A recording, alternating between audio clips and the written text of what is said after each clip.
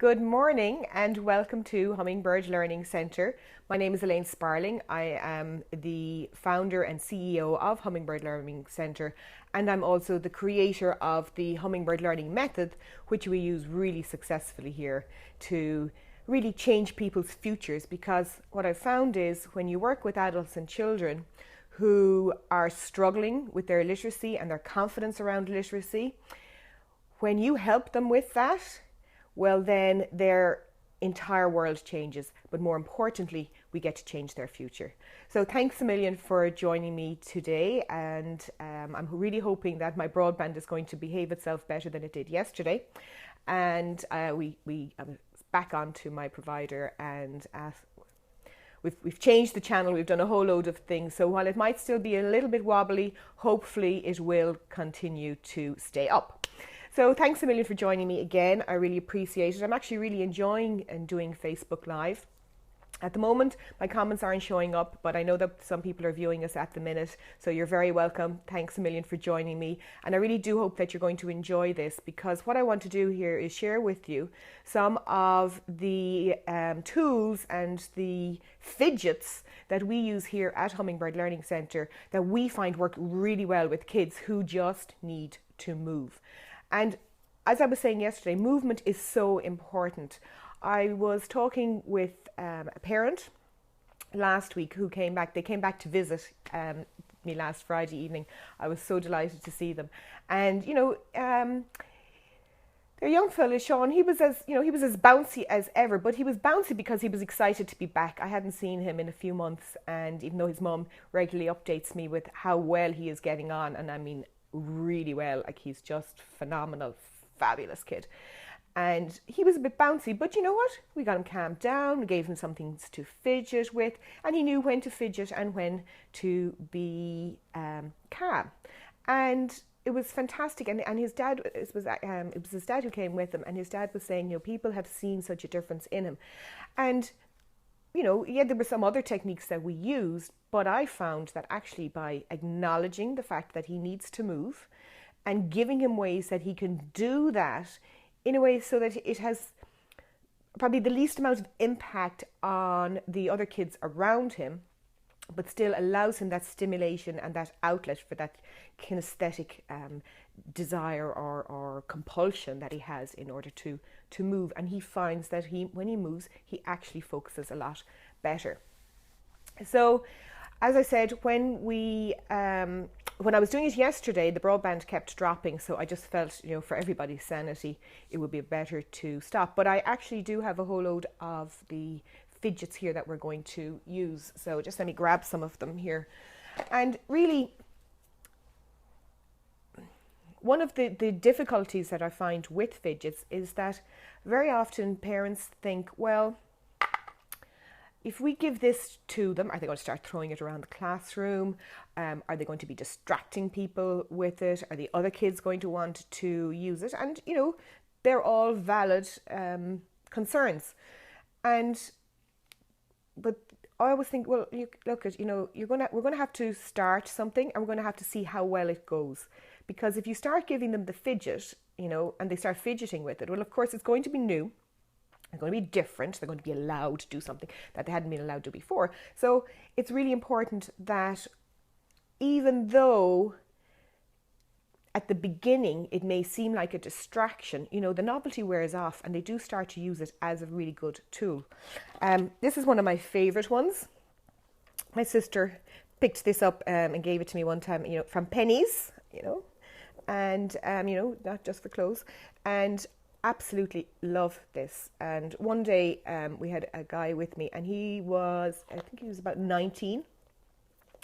And when he came into to us at Hummingbird, what I noticed was he had this huge sense of energy that he just had to get it out. So his knee, I'm doing it here now, but you can't see it.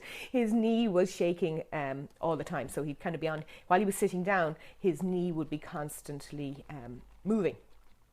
So, and it was driving his dad as well. It was driving his dad berserk, And I just handed him this guy, And he started doing this, and he started to mess with it, and he was pulling it apart, and he was doing that. Now this guy's 19, remember, and about a few minutes later, I said to his dad, I mean, his leg has stopped. So once he had been given something other way, he was looking that whole of an involuntary almost movement of his knee was actually giving him that outlet. But it was very distracting for other people. So by giving him something else, now you say, okay, well, the knee mightn't be the thing. There's a lot more distracting, Elaine. Okay, well, that was the starting point.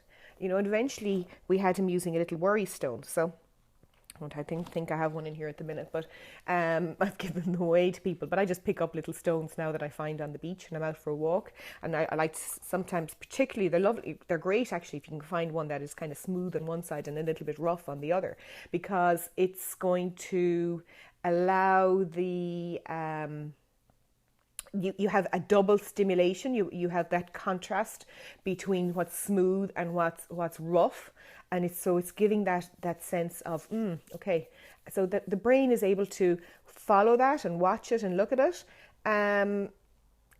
So that need is being satisfied, and therefore the brain is almost able to delete that information from the front of it, what it's focusing on, and it allows that entry into actually being focused.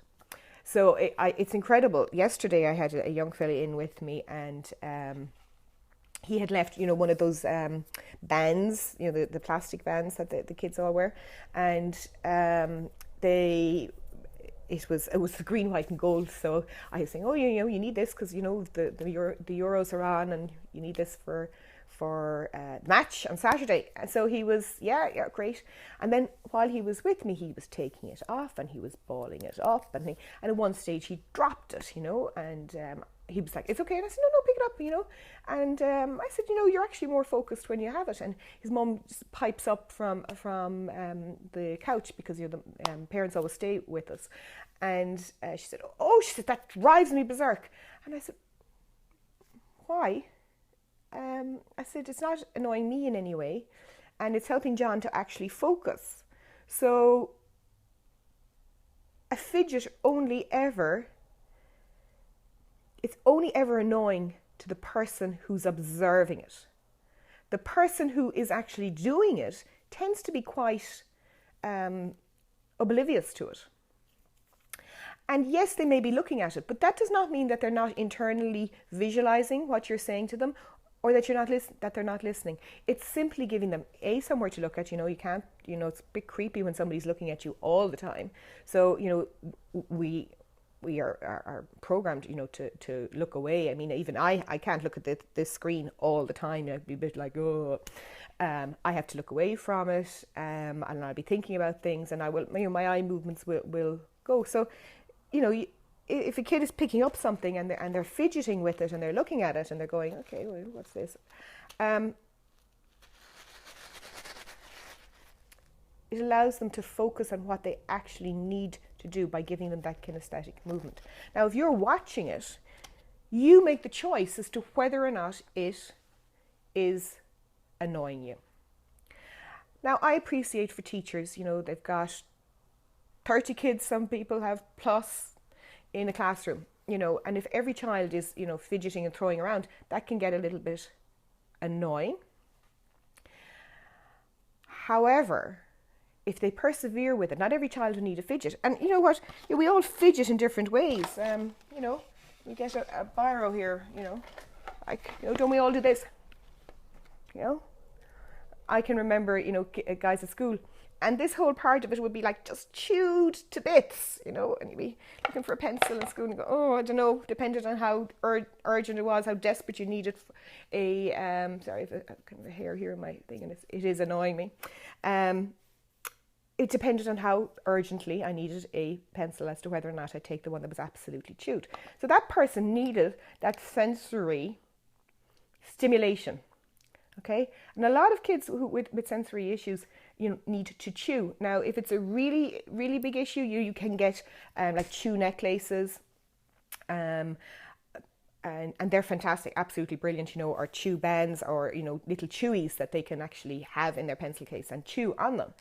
And, you know, talk to the teacher about it and explain it, and always say to the teacher, look, you know what, if you allow them fidget, they're actually going to be more focused. And I know it sounds like a contradiction in terms, but just give it a go, run with it, and notice how much calmer they're going to be. And the teacher then isn't always interrupting, saying, stop, put it down, stop, put it down, you know, stop. Everywhere then starts to get calmer. This is a little thing I made up. So I call this my fidget board. Now, obviously, this is really just so as to give you an example of things. So these are little wobbly eyes, okay? So if you want to imagine, you know, that this is the bottom of a desk, okay? So the desk is here, and all this stuff is underneath, okay? So a child is sitting at their desk, but they're able to, I'll just turn it over for the sake of this. They're able to get, you know, we have these little mustaches, a mustache you something. So some of them are very lovely, soft, like a really nice soft teddy bear. This one's a slightly thicker and rougher, so it's a very slight different feel to it. This is just Velcro, okay? So this is the hard part of it. Can you hear that? And then this is the soft bit. Can you hear that, maybe? Okay, so and these are little bubbly eyes, so it's just giving that sense that there's something there again, you know. Those of us old enough to remember chewing gum under the desks, you know, that feeling of it under there. Now, by having something like that under the desk, and if a child needs that sensory input, well, then they can just simply put their hand under the desk and do it. Nobody needs to know what they're doing. So you could quite easily put a little bit of Velcro underneath the desk. You know, you're using both sides of it, you know, the sticky tape one. And the brain is getting that double sensory input, you know, just like I was talking about the worry stone, where you have both the smooth and the rough side to it. So again, if you have a child who, you know, teachers always saying they're distracted, they're moving around, they won't sit down for me, suggest something like this to them. And, you know, it's cheap and cheerful, guys.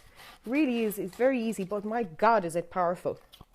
Another little one. Girls love these ones, actually, and they're just pipe cleaners. And you get them, you know, in craft shops, and so some of them, they just make them together like this. And it just, again, it's giving them something to do. You have that sense of movement, and you have that furriness to it as well. So it just gives that lovely sense of being able to do something. And being able to twist with it. And again, you know, they don't have to have that out. They can put that under the desk, and they can be playing away with it quietly, so that they're not distracting other people. But the fidget, it becomes very powerful then, and it allows them to focus even more so. So that's those ones. And this little guy, I love him. He used to have a head, so I had to put a little pom-pom on him. You know, the kids would just pull him apart while he's here. But, you know, and they have this, and they're talking away, and they don't even realize that is what they are, that they're fidgeting, and that I can get them really, really focused. So we could be doing like really, you know, spellings, 9, 10, 24 letter long spelling, and they're moving away like this, and they are absolutely laser focused on what I'm doing. You know, we could be reading something, and they will remember what they've read, even though they've had this constant movement going on. And in fact, they're better able to recall things. And very often, you know, with kids who are struggling to recall stuff, I just hand them the fidget while I'm talking to them, and they just take it and start fidgeting with it, and all of a sudden everything is marvelous. I love these guys too, you know. These are lovely ones because they kind of, you know, they woo. I'm easily distracted, aren't I? But again, look at this. It's got that sensory movement. You push into it. Some kids will need a deeper sense of sensory stimulation, and this is a great one for it. And again, nice and quietly under the desk, you know, or above the desk. And this little guy, another little one, you know, you can kind of be ringing him through the fingers. And all of these, you know, I haven't picked up any of these in any specialist shops. Just keeping my eyes open as I go to craft shops or toy shops or, you know, Pennies, Primark, and just finding little bits and adapting them. This one is just a little toy, and I find it's a very good one for a kid who just needs a little bit of time out and needs to focus. And very often, I give them this. So you can't see it, but I'm being focused at the minute. So, and it's incredible how they can actually be focused on getting the ball, through all of these things and still listen to what I'm talking about.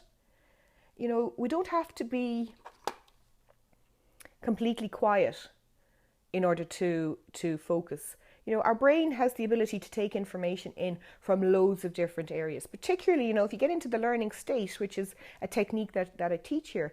When we get kids into the Hummingbird learning state, they're going into expanded awareness then. They're going into a state of learning, and they understand what that state is. So what they're doing is their brain is actually, it's going out there and is looking for information from loads of different places. So it's not just focusing just on this bit. It's allowing, those associations and connections and information that has previously been actually learned or heard and observed and listened to. And it starts to bring all of those things in. And that actually, makes for a better learning experience. And I find kids that fidget are, just give them something to fidget with, and my God, do they take off. They just literally start to fly over any kind of hurdles or stumbling blocks, limiting beliefs that they had, things that they felt that they couldn't do previously. By giving them this, it allows them to get focused. I'm just seeing, is there anything else I want to share with you here on it? No, pipe cleaners. Oh yeah, allow kids to chew the biros, for goodness sake. They're as cheap as chips, okay?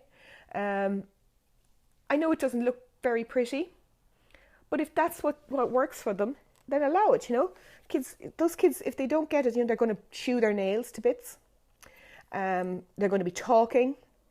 Now, this is a kind of a one that I don't particularly like, but it does work for some people, and that is chewing gum. I'm a little bit allergic to chewing gum. I just hate seeing people chewing the cud. I'm not saying I never have a piece of chewing gum. Yes, I do. But the Alex Fergusons of this world, and he drives me berserk. That's a choice I make. I allow it to annoy me. It doesn't as much anymore, and I don't watch as much soccer. So, but I find that by having, some people find that chewing gum gives that kind of oral stimulation that they need, and it actually allows them to focus. So if that works, lads, if it works, go with it. There's something that Dr. Richard Bandler taught me, and he, along with Kate Benson and Brian Colfer and Owen Fitzpatrick, a big shout out to my NLP family and mentors and friends. But they taught me that the person who's most flexible is the one who will achieve what they need to achieve. So if the objective is to get your child, or yourself, if maybe you're the fidgeter, if the objective is to move from a state that is not working to a place where you move beyond what the issues are and being able to, it's like clearing the roadblock. If that means, bending the rules a little bit, or making allowances, or making accommodations, easy ones, like that you can bite your pencil. Which is more important? Everybody being regimental and all quiet and sitting like this, or the kids actually moving forward. So what I would say is, look, guys, you are your kids' advocates, and be your own advocate and say, look, my child is not being bold. My child is not doing it to annoy people.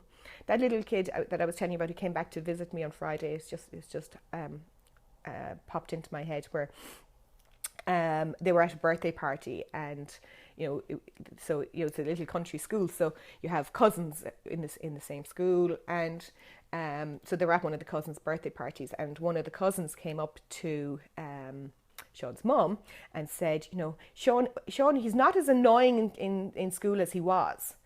So this is about 2 weeks on. So even the kids were noticing that his behaviour had started to change, simply because he was now being allowed to fidget. And, you know, fair play to the teacher who took it on, because, you know, she and I spoke, and you know, once we explained what the objective was, she was very open to it, and it was marvellous, and he has really, really benefited from it. But that child could have been branded as just being a brat, just being bold, just being naughty, just being upsetting everybody else, you know, and then other parents will get annoyed with him, and it just escalates. And all he needed was the ability to fidget so that he could focus. He just needed an outlet, because, you know, like, crikey, boys at home in particular, are they meant to be sitting down like, you know, Victorian little kids? No. You know, Victorian schooling was the whole concept was to create compliant workforce, an educated compliant workforce, so that you would, you know, obey the bell and, you know, do exactly what you were supposed to do and not question it, and sit still and stand up in rows and be accounted for. And you know what? We're not built for that. Yes, it serves its purpose, but it's no longer, that model, I feel, is no longer fit for purpose. Doesn't mean to say we have anarchy, you know, but it's about flexibility, recognizing that every child is different, and that the person with the most flexibility is the one that's going to achieve what exactly it is. And so I'm just going to say again, parents, please advocate for your kids, you know, stand up for them. Those kids who need that extra sensory outlet, you know, I have a whole box full here of things, little easy things. If you want to contact me, I'd be more than delighted to talk to you. You can contact me by commenting here on our broadcast, or you can email me at elaine@hummingbirdlearningcentre.com, or you can sign up for our newsletters. So every week I send out something, and I, you know, like, for example, if I'm talking about something that is like sensory processing disorder, I'll have a link to previous ones about fidgeting. Or if you want to get the one in particular, you can go on our website and see our blog. Or you can follow us on Facebook as well, on their Facebook page, which would be marvellous, because all our blogs go up on them, on our page. And every so often then, you know, I will recirculate past ones that I feel that are appropriate. You know, request something, talk to me. If you think that you'd like to see something going out in the newsletter, let me know, and I would be absolutely delighted to talk to you. At the moment, we are based here in Ireland, but we are working on, well, we do have an online spelling course, and so some of the techniques in that would be great as well for grounding, and how to get grounded and focused when you are spelling, which is fantastic. And, you know, it moves away from the whole phonics thing. So if that's your thing, give me a shout on it. You know, and, you know, hopefully someday we will have Hummingbird Learning Centres worldwide. That's the whole plan. So thank you for joining me. That 23 minutes went really, really quickly. And yay, looks like the broadband, while it's a little bit weak, this time it has stayed up. So hopefully, maybe 13 is our lucky number. In the meantime, go Ireland. The Euros are on at the moment. So I think Northern Ireland are playing today. So come on, got your boys in green. And on Saturday, Republic of Ireland are playing. So we get, you know, we're great. We get to go, yay, boys in green twice. And if you would like, I plan to be here again. I'm hoping for Wednesdays around 11 o'clock here Irish time. So we'll talk to you then. Have a great weekend, and come on, you boys in green. Take care. Bye.